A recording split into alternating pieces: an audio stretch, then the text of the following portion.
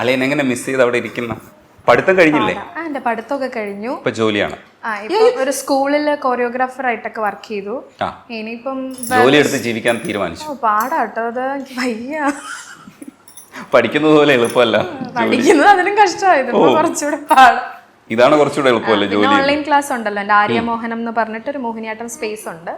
അപ്പോൾ അതിന്റെ ക്ലാസ്സസ് പുറത്താണ് കുട്ടികളെല്ലാവരും. അപ്പൊ എല്ലാം ഓൺലൈൻ ക്ലാസ് എടുക്കുന്നു.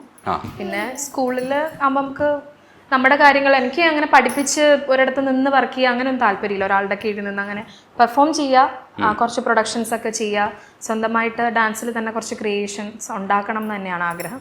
അപ്പം അതിന്റെ ഭാഗമായിട്ട് ബാംഗ്ലൂരിൽ നിന്ന് പോകാൻ വേണ്ടിയിട്ട് ജോലി നോക്കുന്നു എന്ന് മാത്രമേ ഉള്ളൂ താൽക്കാലികമായിട്ട്. അല്ലാതെ പെർഫോമൻസിലേക്ക് തന്നെ ഇറങ്ങാനുള്ള പ്ലാനാണ്. സിനിമ കാണാറുണ്ട്. ലേറ്റസ്റ്റ് ഇറങ്ങി കാണുന്ന കാര്യമല്ല ഞാൻ ചോദിച്ചത്. ഓഡീഷൻസ് ഒന്നും അപ്ലൈ ചെയ്യാറില്ല, പോവാറില്ല? അത് ഓഡീഷൻ ഒക്കെ അറ്റൻഡ് ചെയ്ത് ഏകദേശം ഒന്ന് ഓക്കെ ആയ ചില സംഭവങ്ങളൊക്കെ സീരിയലില് കാര്യം അവരറിയുകയും അത് സീരിയൽ 3 എണ്ണം അടുപ്പിച്ച് ചെയ്തുകൊണ്ടിരുന്ന ടൈമായിരുന്നു. സിനിമ ഞാൻ ഏതാണെന്ന് പറയണില്ല. അപ്പോൾ ആ സമയത്ത് അവർക്ക് ഫ്രഷ് ഫേസ് തന്നെ വേണമായിരുന്നു, സീരിയലൊന്നും ചെയ്ത കുട്ടീനെ വേണ്ട എന്നുള്ള രീതിയിൽ ഓഡീഷൻസിന്റെ ലാസ്റ്റ് വരെ എത്തി. നമുക്ക് ഫോട്ടോഷൂട്ട് ഉണ്ടായിരുന്നു അല്ലേ, ആർട്ടിസ്റ്റായിട്ടൊരു ഫോട്ടോഷൂട്ടൊക്കെ ഉണ്ടായിരുന്നു. ഒരു മകളായിട്ടായിരുന്നു, പക്ഷെ അത് അങ്ങനെ പോയി സീരിയൽ ചെയ്തതുകൊണ്ട്. പിന്നീട് ബാംഗ്ലൂർ പോയപ്പോൾ ഓഡീഷൻസ് ഒന്നും അറ്റൻഡ് ചെയ്യാനായിട്ട് പറ്റുന്നുണ്ടായിരുന്നില്ല. പഠിത്തവും കാര്യങ്ങളും ഒക്കെ പെർഫോമൻസ് ഒക്കെ ആയിട്ട് അങ്ങനെ പോയി. ഇനി ചെയ്യണം. അപ്പൊ സീരിയലിലേക്ക് തിരിച്ചു വന്നോടെ? സീരിയല് വിളിക്കുന്നുണ്ട്. അപ്പൊ അറ്റൻഡൻസ് ഇഷ്യൂസ് കാരണം ബാംഗ്ലൂർ ഉള്ളപ്പോൾ ചെയ്യാൻ പറ്റിയില്ല. ഇനിയിപ്പോ ഫ്രീ ആയോന്ന് ചോദിച്ചാൽ നോക്കണോ ചേട്ടാ. ഇപ്പൊ ബാംഗ്ലൂരിലെ ജോലി ചെയ്യണേ? അപ്പൊ സീരിയൽ ചെയ്യണമെങ്കിൽ ഇവിടെ തന്നെ നിൽക്കാൻ വേണം, ജോലി പറ്റില്ല. സീരിയലിനൊക്കെ അങ്ങനെ ഒരു പ്രശ്നം ഉണ്ടാവും. ജോലി എനിക്കൊരു വിഷയമല്ല, അതില്ലല്ലോ. നമുക്ക് ക്ലാസ് ഒക്കെ എടുത്ത് നമുക്ക് ജീവിക്കാം, പക്ഷെ നല്ലത് വന്നാൽ ചെയ്യാം എന്നുള്ള രീതിയിൽ. ഈ മിസ്സിങ് എങ്ങനെ മാനേജ് ചെയ്യുന്നുള്ളൊരു ഭയങ്കര പാടായിട്ടാ. പക്ഷെ ഞാനിപ്പോ ഓവറായിട്ട് പഴയ പോലെ എക്സ്പ്രസ് ചെയ്യാറില്ല.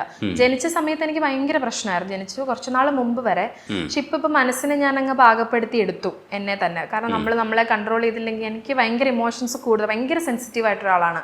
കാണാതിരുന്നില്ലെങ്കിലോ ഭയങ്കര വിഷമമൊക്കെ വരുമ്പോൾ ഇവരൊക്കെ ഇടുന്ന ഗ്രൂപ്പിലിടുന്ന ഫോട്ടോ കാണുമ്പോൾ ഞാൻ ഇങ്ങനെ കരയും, രാത്രി നോക്കിയിരുന്ന് ഇങ്ങനെ കരയും, ഒന്ന് കാണാൻ പറ്റിയിരുന്നെങ്കിൽ എന്നോർത്ത്. ചില സമയത്ത് ഒരു ടച്ചിന്റെ വാല്യൂ പോലും എനിക്ക് മനസ്സിലായത് ഇവള് വന്നതിന് ശേഷമാണ്. അതുവരെ എനിക്ക് അതിനെപ്പറ്റി ഒരു ഐഡിയ ഇല്ല, വെറുതെ ഇങ്ങനെ പോവാറ്. പക്ഷെ ഇവള് വന്നപ്പോൾ കുറെ ഇമോഷൻസിന്റെ വാല്യൂസ് ഒക്കെ എനിക്ക് മനസ്സിലായി. ഇങ്ങനെ ഒരു വെറുതെ ഇപ്പൊ തൊട്ടില്ലേ, ഇതൊക്കെ നമ്മൾ ഭയങ്കരമായിട്ട് ആഗ്രഹിക്കും അവിടെ ഇരുന്നിട്ട്.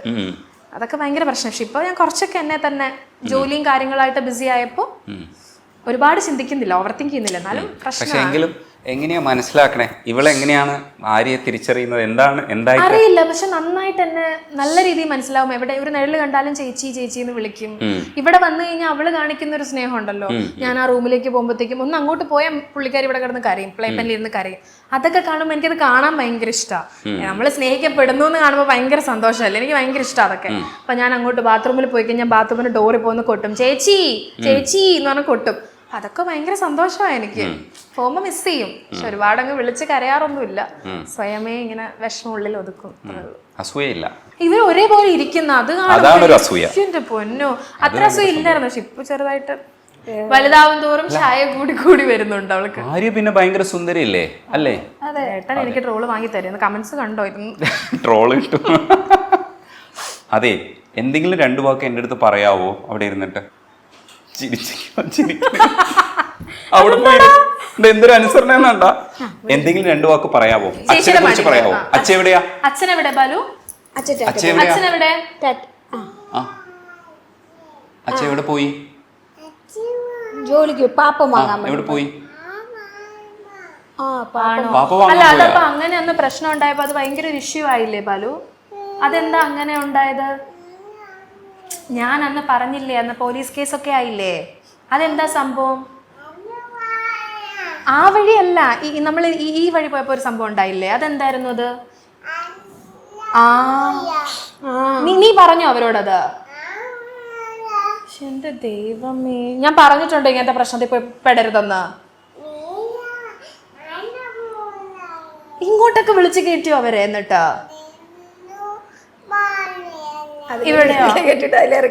ഇതിലിറക്കി വിട്ടോ നീയാ? അപ്പൊ ഞങ്ങളൊക്കെ ഇങ്ങനെയൊക്കെ ചെയ്യാവോ?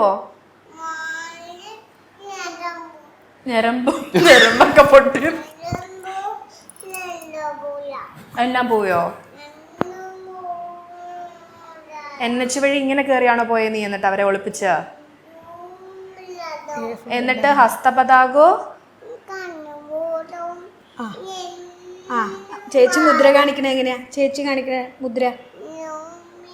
ആ ഓക്കെ. സാസ രീതി കള്ളി അത് വന്നപ്പോ ഇത്ര സംസാരിപ്പിക്കാൻ പറ്റുമോ? അതെ അതെ അതെ അതെ. പാലു പക്ഷെ ആ പാട്ടും കൂടെ പഠിച്ചാണ്. ആ പഠിക്കേ, ഒരു പാട്ട് പഠിക്കേ. അവള് സോണ്ട് ഔട്ട് ആയിട്ടിരിക്കുന്നു ഇങ്ങനെ. അത് ചുമ്മാ അത് നിന്റെ അടുത്ത് നിന്ന് രക്ഷപ്പെടാനുള്ള നമ്പറാണ്. പാടിക്കൊടുക്കാര്. പാട്ട് പഠിക്കേ.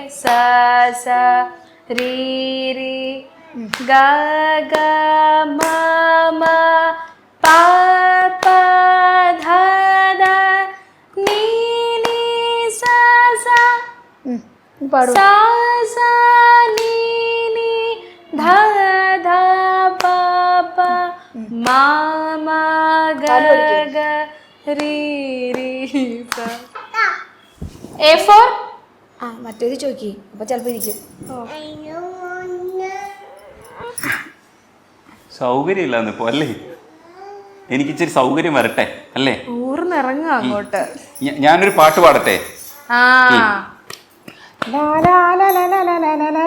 ഇതെന്റെ സ്ഥിരം ഇത് നമ്പറാണ്. രജനീഷണം പ്രാക്ടീസ് ചെയ്ത് വന്നതാ. അതിൽ പോലും ഒരു രക്ഷയില്ല. എന്റെ പാട്ട് കേട്ട മേധ ഇല്ലേ, മേധ ഈ പാട്ട് കേട്ടിട്ട് അങ്കിൾ ഇതെന്താ പാടണേ, മൊത്തം തെറ്റാണ്. മതി നിർത്തിക്കോ, അങ്കിള് പാടുന്ന മൊത്തം തെറ്റാ. അവള് പുലിയാണ്. അതെ. ആ പാട്ടൊന്നും എടുത്തോ, അതിന്റെ ശ്രുതിയൊക്കെ പോയി കിടക്കുവാണ്. എനിക്ക് തരുമോ വള? ഒരെണ്ണം. എനിക്ക് വളയില്ല, പാവമില്ല ഞാൻ. ഒരു വള കൊടുക്കും. ഒരു വള തരുമോ? ഒരു വള കൊടുക്കുവോ രജനീഷണ്ണ? ഒരു വള കൊടുത്തിട്ട് വാ. ഒരു വള എന്നിട്ട് തരുമോ? വെറുതെ ഒരു താങ്ക് യു ഒക്കെ പറ. Thank you. അവിടെ എവിടെ നോക്കിട്ട് ശ്രദ്ധിച്ച്. ആ കൊടുക്ക. കയ്യിലിട്ട് തരുമോ? ഷെയ്ക്കാൻ്റെ കൂടെ. കയ്യിലിട്ട് തരുമോ? കയ്യിലിട്ട് എനിക്കത് കൊടുക്ക. ഇടാൻ അറിയില്ല, വള ഇടാൻ അറിയില്ല. പ്ലീസ് എന്നെ ഒന്ന് സഹായിക്കുമോ പ്ലീസ്? വള ഇട്ട് തരുമോ? ഒരെണ്ണം മതി. ഒരു ഷെയ്ക്കാൻ്റെ ഒരെണ്ണം ഇട്ട് തരുമോ? എനിക്ക് ഇട്ട് തരുമോ? ഒരെണ്ണം ഇട്ട് തരുമോ പ്ലീസ്? തരൂലേ? ഇടാൻ അറിയില്ലെങ്കിൽ നീ ഇടണ്ട. നീ ഇടണ്ടടാ. ഷെയ്ക്കാൻ്റെ എങ്ങനെ ഇപ്പൊ ഇടണ്ടടാ? ഷെയ്ക്കാൻ്റെ കൊടുക്കായിരുന്നു കേട്ടോ. പക്ഷെ ആ വർത്താനം ഭയങ്കര രസമായിരുന്നു കേട്ടോ. അതെങ്ങനെയാ? ഇവളുമായിട്ട് യൂട്യൂബിലൊക്കെ ഇവളും ഇങ്ങനെ വർത്താനം പറഞ്ഞിടും. അതിന്റെ അടിയിലൊക്കെ വന്ന ആളുകൾ പറയും ഇനിയും സംസാരിപ്പിക്കാറിയാന്ന്. ഇവള് ഇതുപോലെയൊക്കെ ചോദിക്കും. ഞങ്ങൾ ചിലപ്പോ വസ്തുവൊക്കെ ഭാഗം വെക്കും. ഞാൻ പറയും അത് പറയുമെന്ന് അറിയില്ല. ഇപ്പൊ ഞാൻ പറയും ഇങ്ങനെയൊന്നും പറ്റില്ല, ഇത്രയും ഭൂമി എനിക്ക്, ഇത്രയും നിനക്കാണ് അച്ഛൻ തന്നിരിക്കുന്നതൊക്കെ പറയാം. നോക്കട്ടെ. പാലു, ഇത്രയും ഭൂമി എനിക്ക്, ഇത്രയും നിനക്കല്ലേ? ഇത് നിനക്ക് തരാൻ പറ്റില്ല പാലു. ഇങ്ങനെ ഇരിക്കും. അത് പറ്റില്ല എന്ന് പറഞ്ഞില്ലേ? ഇവിടെ ഇരുന്ന് പറ, ഈ മടി വെക്കും. ഇല്ല, അതൊന്നും പറഞ്ഞാൽ പറ്റില്ല പാലു. എനിക്കൊന്നും പറയാനില്ല. എന്റെ അടുത്ത് കൂടുതൽ മിണ്ടരുത്. എന്താ കൊണ്ടുപോകുവാന്നുള്ളത്? ഇല്ല, ഇത് എന്റെയാണ്. ഇതെനിക്ക് അമ്മ തന്നതാ. താ. അതും എന്റെ അല്ലേ? തന്നെ താ. താല്പര്യമില്ല നിന്റെ ഡ്രാമയ്ക്കൊന്ന്.